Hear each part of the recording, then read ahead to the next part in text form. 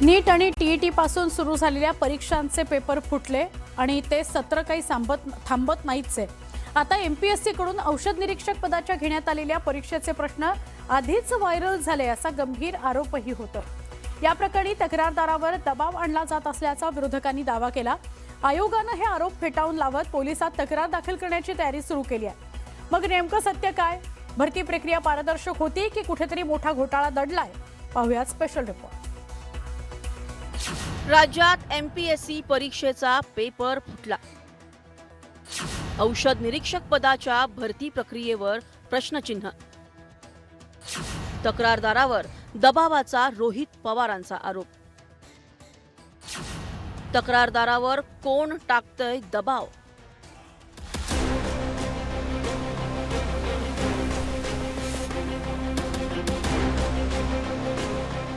नीट paper फुटी प्रकरण सध्या देशभरात गाजत आहे। नीट पेपर फुटीचं हे प्रकरण ताजं असतानाच आता महाराष्ट्र लोकसेवा आयोगाकडून घेण्यात आलेल्या औषध निरीक्षक पदाच्या भरती प्रक्रियेवरती गंभीर आरोप केले जात आहेत। 22 मार्च 2026 रोजी या औषध निरीक्षक पदासाठी परीक्षा घेण्यात आली। 12 जून रोजी परीक्षेचा निकाल जाहीर झाला। 1 ते 21 जुलैपर्यंत या उमेदवारांच्या मुलाखती घेण्यात आल्या। 22 जुलै रोजी अंतिम निवड यादी सुद्धा प्रसिद्ध करण्यात आली। मात्र या परीक्षेसाठी अंतिम यादी जाहीर झाल्यानंतर 23 जुलै रोजी एमपीएससीला ईमेलद्वारे एक तक्रार प्राप्त झाली। या तक्रारीत परीक्षेपूर्वी काही प्रश्न व्हायरल झाल्याचा आरोप करण्यात आला होता। म्हणजे पेपर म्हणजे एमपीएससीचा पूर्ण पेपर फुटला असं आपल्याला म्हणता येणार नाही, पण पेपर सेट करणारा व्यक्ती फुटला आणि या क्लासेसकडे 90% प्रश्न हे आधीच दिले गेले होते आणि ते दिल्यानंतर तिथे 20 मार्च म्हणजे 2 दिवस आधी 22 मार्चला परीक्षा होती। 2 दिवस आधी तो परीक्षार्थी उमेदवाराच्या मोबाईलवर तो जे प्रश्न होते 90% ते त्याच्याकडे आले। आपल्या अगोदर रिझल्ट नव्हता लागलेला ना, तर आपण त्याच्याविषयी एक पोस्ट केली होती आणि ज्या विद्यार्थ्यांचं सिलेक्शन झालं इंटरव्ह्यूसाठी त्यांचे मार्क न दाखवता डायरेक्ट सिलेक्शन झालं, तर ती पोस्ट पाहून गौरव पाटीलने माझ्याशी कॉन्टॅक्ट केला आणि त्याने सांगितलं माझ्याकडे प्रूफ आहेत। त्याने ते मला प्रूफ सेंड केले आणि त्याच्या अगोदरच त्याने मला प्रूफ सेंड करायच्या 1 दिवस अगोदर एमपीएससी आयोग आणि एफडीएच्या ह्याला मेल केला होता। एफडीएच्या तिथून त्याच्या नावाने लेटर आलतं। नंतर मी एफडीएला मेल केला तर मग तक्रारीचा केलेला आहे। एफडीएच्या ऑफिस नंतर एमपीएससी आयोगाला दिले। आपण 6:15 वाजता 24 जुलै 2026 ला 6:15 वाजता गेलो होतो। लेखी दिलेली आहे माझी तक्रार पण तिथं। 22 मार्च रोजी परीक्षेत विचारण्यात आलेले प्रश्न आणि पेपरच्या 2 दिवस आधी 20 मार्च रोजी व्हायरल झालेल्या प्रश्नपत्रिकेतील 100 पैकी 90 प्रश्न सारखेच असल्याचा दावा आमदार रोहित पवारांनी केलाय।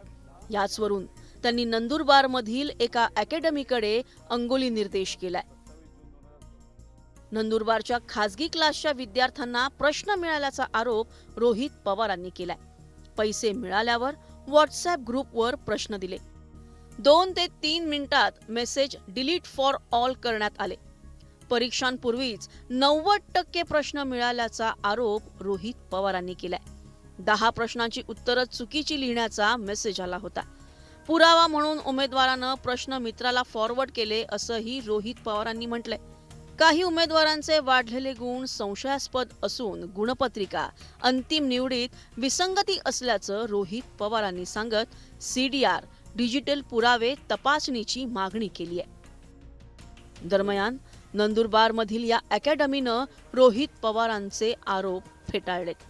Chemical shift is measured in हे जे काय H2 असेल PPM असेल हे असेल एक्झॅक्टली तुम्ही बघितलं असेल तर सेम तिथं आलेलं आहे, सेम टू सेम।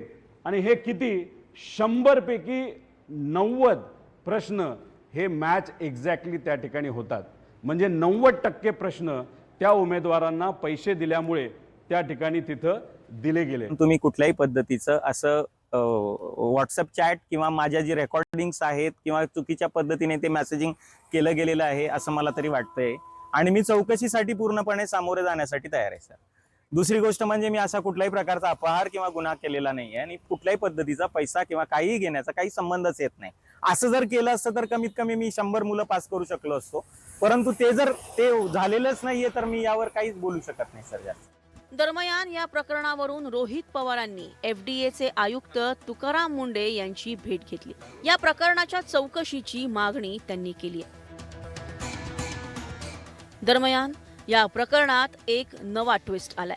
तक्रारदाराने एमपीएससीला ईमेल पाठवत पूर्वी केलेली तक्रार बनावट असल्याचा दावा केला आहे. दरम्यान तक्रारदारांवर दबाव आणला जात असल्याचा आरोप रोहित पवारांनी केलाय. आणि गौरवने तक्रार मागे घेतली, पण ते काय दबावातून घेतलेली आहे त्यांनी तक्रार मागे.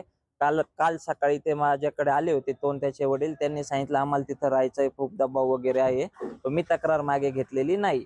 आणि माझी एकच मागणी आहे, जर त्याने सांगितलंय त्याच्या तक्रार अर्ज मागे घेण्यात की हा एका क्लासचा गेस्ट पेपर होता, जर क्लासचा गेस्ट पेपर होता तर त्यात आपल्या ज्या आयोगाच्या प्रश्नपत्रिकेतील 100 पैकी 90 प्रश्न आणि त्याचे ऑप्शन सुद्धा सेम कस काय, म्हणजे तो क्लासवाला आयोग चालवतोय का आयोगवाले क्लास चालवताय, हा महत्वाचा प्रश्न आहे.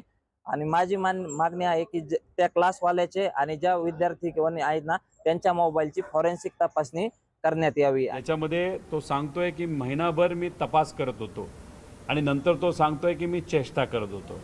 त्यानंतर तो तुकाराम मुंडे साहेबांच्या ऑफिसला आला. हा पाटील, लोकेश पाटील का गौरव पाटील जो कोणी आहे, MPSCच्या कार्यालय मुंबईमध्ये आला.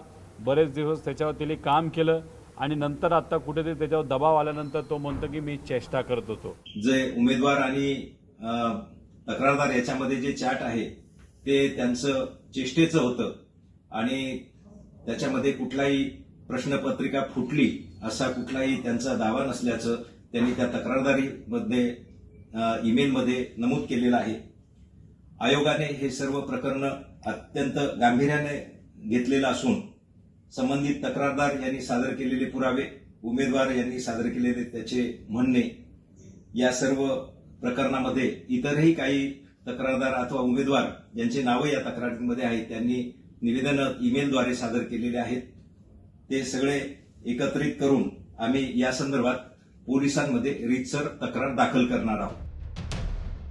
आधी नीट पेपर फुटी, त्यानंतर टीईटी पेपर फुटी या घटना राज्यात ताज्या असतानाच एमपीएससीच्या औषध निरीक्षक पदाच्या परीक्षेवर संशय व्यक्त केला जातोय. या प्रकरणाचं सत्य समोर आणण्यासाठी सखोल चौकशीची गरज आहे. Bureau report, news 18 Marathi.